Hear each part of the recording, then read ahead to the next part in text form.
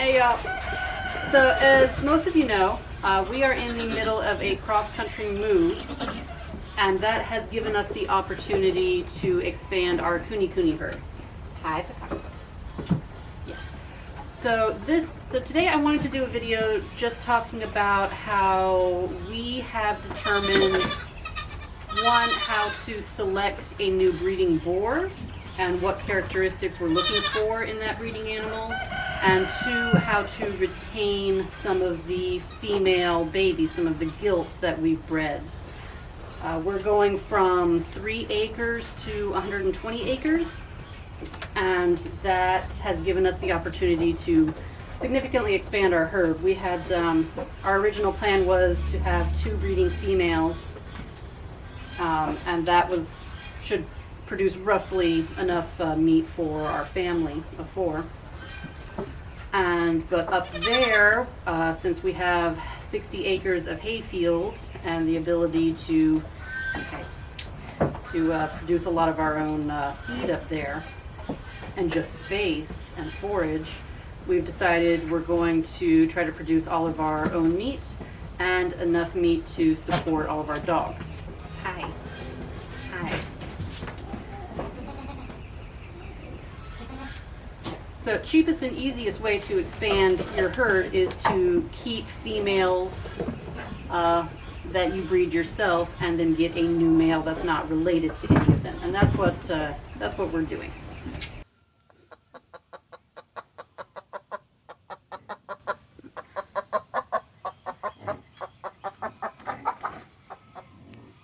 Now, one thing I do want to make very clear here, I am not an expert in Kunekunes. I am learning as I go. I am figuring things out as I go.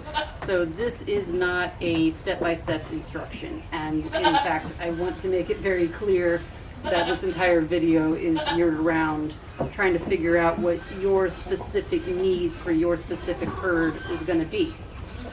Because I don't think there is a one-size-fits-all for managing a pig herd. Hi. Or for selecting what breed you need, or for determining what breeding characteristics you need. This is all very dependent upon what your specific needs are for your specific farm. But since this move has given us the opportunity to go through this process of deciding what we want in breeders and going about actually selecting the breeders, I figured we'd just share that step-by-step process and how we came to those conclusions and why we made the decisions we did. Now, there are 2 main criteria you're going to hear me talking about or focusing on mostly, and one is, first is pasterns, which are the pig's feet. Hi. Yes. Hi. And the second is the nipple line of the pig. Hi. Now, when I was first getting into Kunekunes, I knew I did not have enough time to thoroughly research the breed. I knew I wanted this breed. This is not a Kunekune, obviously. I knew I wanted Kunekune specifically because of their docile nature, and because they don't get too big. They're a comfortable size for 2 people to butcher on their own without having to send it to a processor.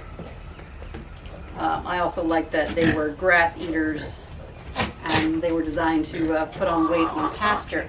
Hey, princess. So I knew I wanted this breed.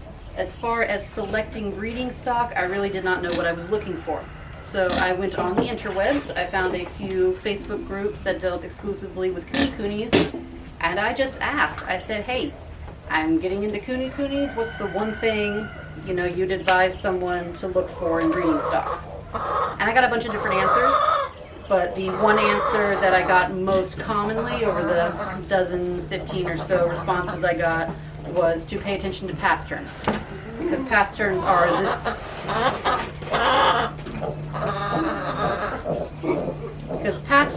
are Kunekune's greatest weakness in this breed. It's something they haven't quite it's just a very common fault in the breed. And now I'm a few years into owning Kunekunes and working with Kunekunes, and I am so glad I got that advice, because pasterns are still my #1 requirement when it comes to breeding animals. And the reason for this is very practical.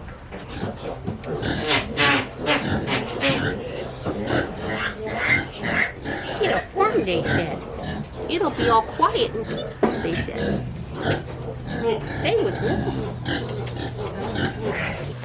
Alright, one of the questions I do get asked fairly often about pasterns and the kunekunes is what to look for in the actual feet of the animal and why it differs from like commercial pigs. And commercial pigs, if you look at their feet, if you look at their pasterns, they're very much sitting up on their tippy toes. They're, they're walking around like their little ballerina, tippy toes there. And there is a reason for that in commercial pigs. It benefits the commercial producer. It doesn't necessarily benefit the pig. So when we're looking at Kunekune pasterns and what to look for in a breeding animal, it's a little bit different. So we're going to try this. Now obviously I'm a two-legged critter, so this is going to be a bit different, but we're going to try to visualize it. So if I'm walking around here and I've got just a normal foot, there are certain muscles that are involved in the walking process. And if you change the structure of the foot and the leg, then you change what muscles are being used in the walking process. So if you think of me going up on my tippy toes here, or you pretend that I'm wearing heels, because I don't think I own any of those, or you pretend like I'm wearing heels here, this changes the muscles I'm using to walk. And specifically, hello, hi, yes, hi. Specifically, it's more of the rear is being used more, and the calf and the thigh are being used less. And here, more of the walking muscle is being used here. If you go up on the tippy toe, it's more in the rear. Now, why is this important when you're dealing with pigs? Well, if you look at the actual butchering process for getting retail cuts of a pig, then what you're going to see is that the thigh and calf muscles are generally used as scrap. They go in and they make sausages with it and that sort of thing. Sausages and those sort of scrap meats, those are low profit cuts. Those are you just don't get as much money for them, versus something like a ham, which is like the buttocks region, or a Boston butt, which is the shoulder structure for the front end of the animal. These retail cuts go for a much higher price per pound. These are more profitable cuts. So it makes sense for a commercial producer to want to breed pigs that sit on that tippy toe and thus put more muscle into the shoulder and into the rear.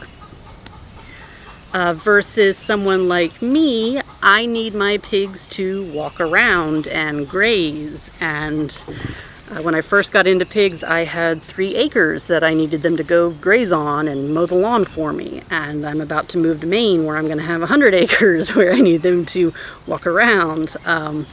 This is not a very stable way to walk. Walking on your tippy toes, you think walking in heels all day, not particularly stable. You're more likely to twist an ankle. You're more likely to go lame. I need very functional animals that are hardy and that can stand up to quite literally walking a mile every day over uneven terrain, over wet terrain, over rocky terrain. And where I don't have to deal with lame animals nearly as much as if I were to go the commercial route and look for animals with this perfect straight up and down pastern.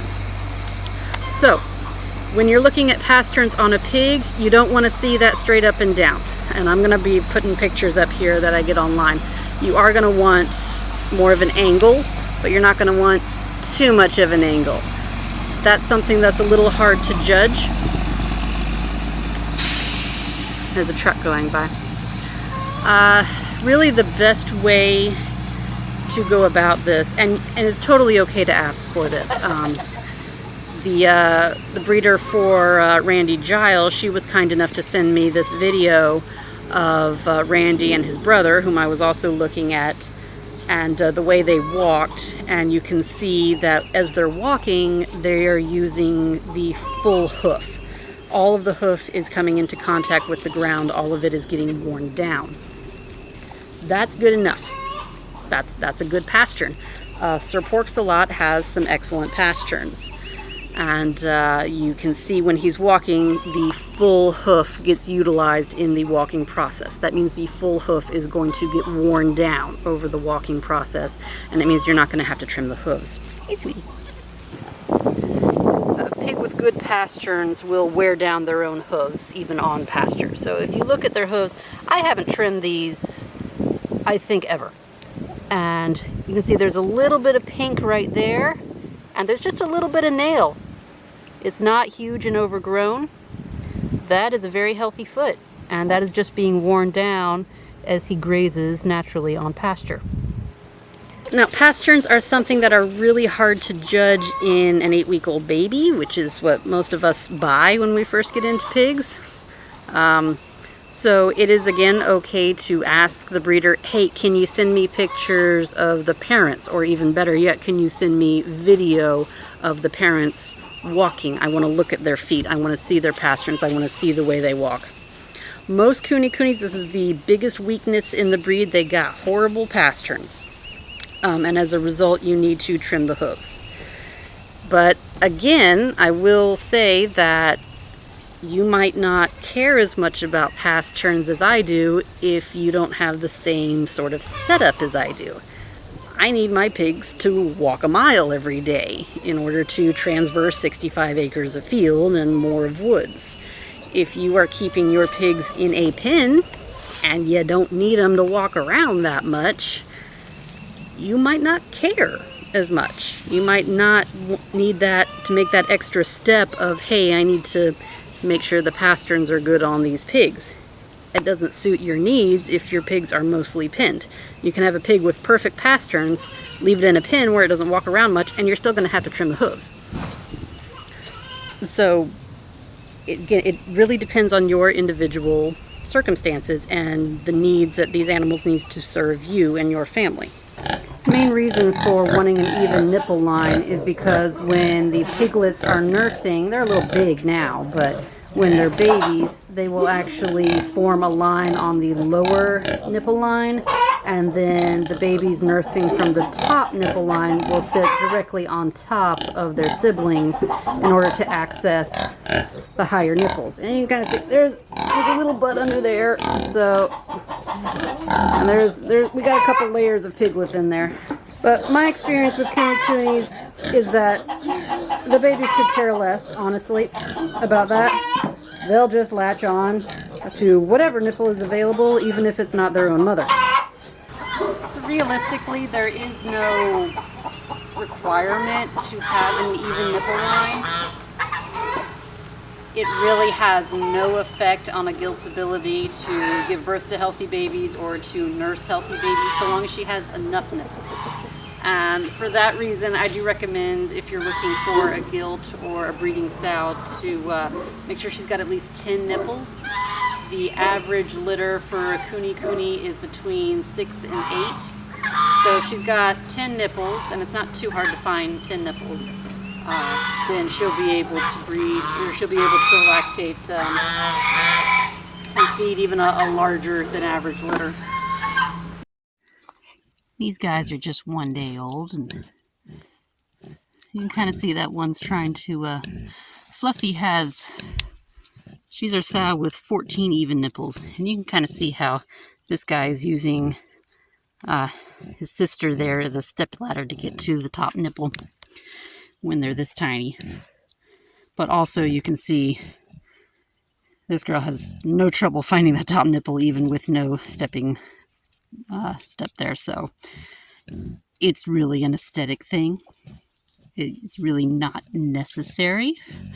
All that being said, though, even nipples is one of the major things that people ask for.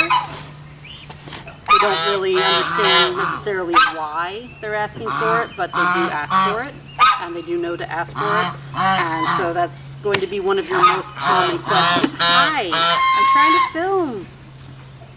You always gotta interject. Yeah. You too? Okay. Yeah. Just go do your thing. It's all good. Don't mind me. Nope. Yep. Oh, and now it's gonna echo. Yeah. So even though there is no reason to care about this, because so many other people care about this and know to ask for it, if you pay attention to nipple line conformation in your herd and you select for breeding pairs that have an even nipple line and are likely to produce more even nipple lines, then you will greatly expand your pool of potential buyers. I am hiding in the back of the truck because I think that's the only way I'm going to get any level of audio quality on this video. And so one of the big conversations that's being had in Kunekune communities is registered versus non-registered, and what is deemed worthy of registration and what should be culled from the registration herd. And culled doesn't necessarily mean killed or eaten. It can just mean not being bred or not being registered so that its offspring can then be registered. And there's a big movement in the Kunekune groups to cull hard, basically, and only keep the most perfect of specimens. And I don't agree with this strategy at all. So in the way I manage my herd, pretty much all the gilts are available for sale. I sell the females, I keep the males for meat. Maybe in the future, if I get a particularly lovely male specimen, I may decide to sell him or to retain one. Depends on the needs of my herd, but just as a rule of thumb, I don't sell males. They're really hard to sell.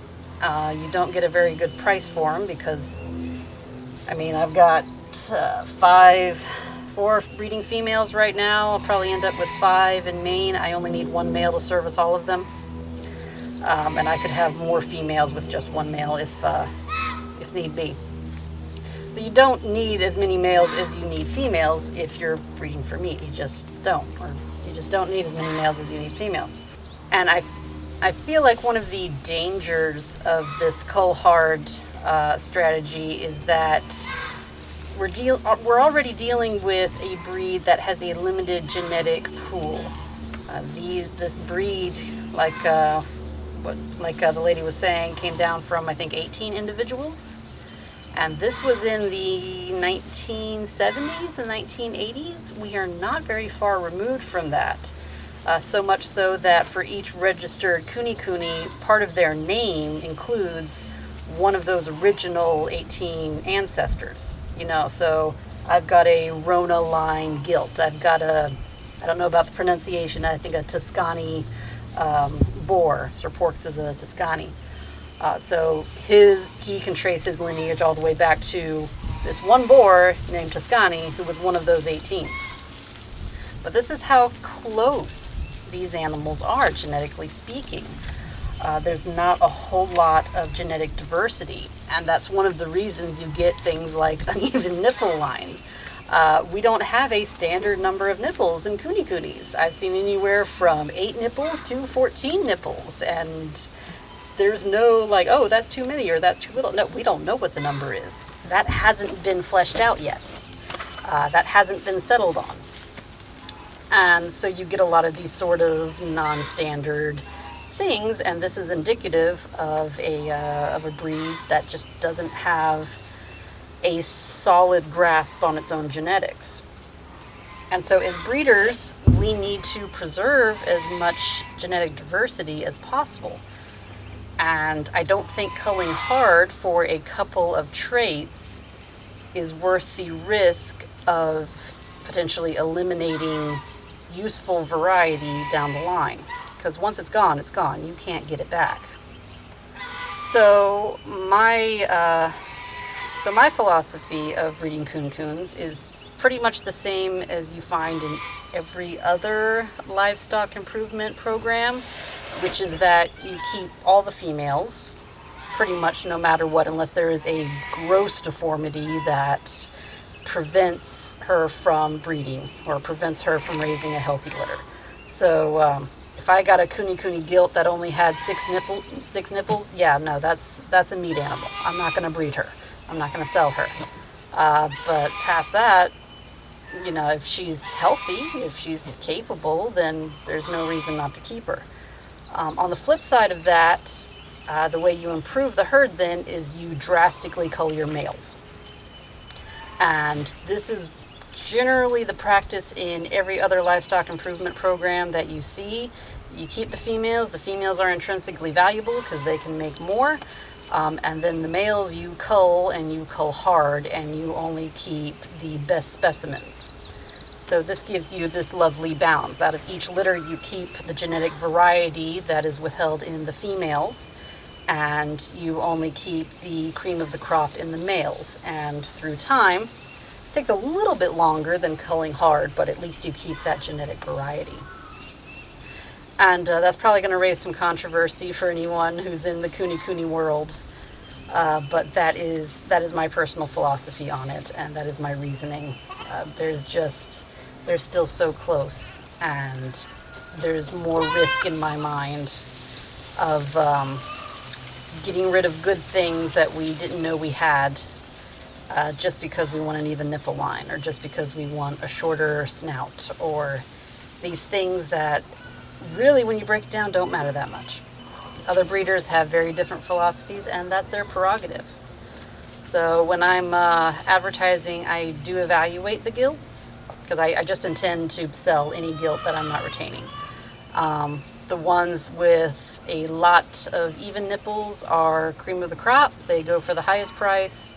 Ones that have, enough but are uneven, they go for a slightly lower. And then if I have gilts that have, I consider it more than 2 defects, and that's something like it only has 1 wattle instead of 2, or it doesn't have any wattles, or it has an uneven nipple line, or something like that, something that doesn't affect the health of the animal or the longevity or usefulness of the animal, but is still less than ideal or not as desirable.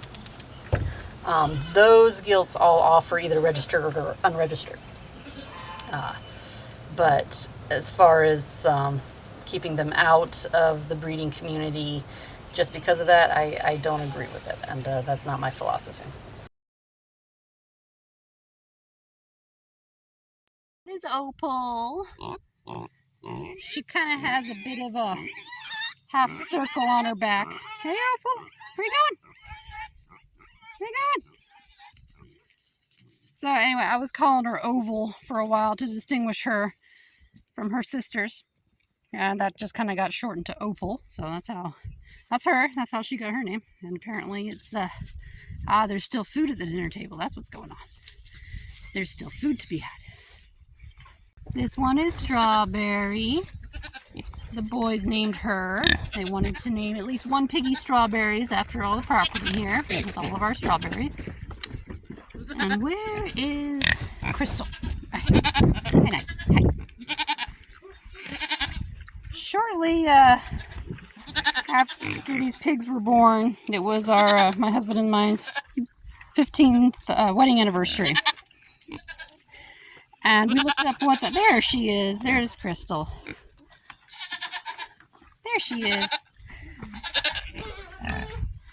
And Josiah looked up what the traditional gift was for the 15th wedding anniversary, and apparently it was Crystal. So, this is Crystal. Hi, who are you? Oh, yeah. Oh, and this is the girl, she's Oreo's daughter. She doesn't have a name yet. And I was hoping, you beautiful viewers, hi Fluffy, that you would help give this little girl a name.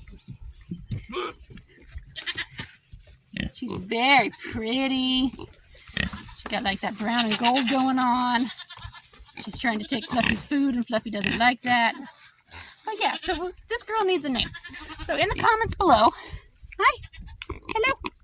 Hi, I don't have any food. Oh, don't bite me. I don't have any food. I smell like food. Hi, what? You need a name. So let's get you a name. So viewers, please name my pig. Yeah, hi. Yes, no, not you. You have a name. Hi. You want to be friendlier now? Yeah, I'm holding dog food. I imagine it's going to be friendlier. Yeah. Hi. Oh, yeah. Everyone wants to be friendly now. Yeah. Everyone wants to be friendly now. Yes.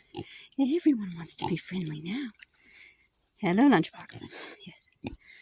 Yes, all the piggies. All the piggies. Hi, Opal. Hi, Opal. Good girl.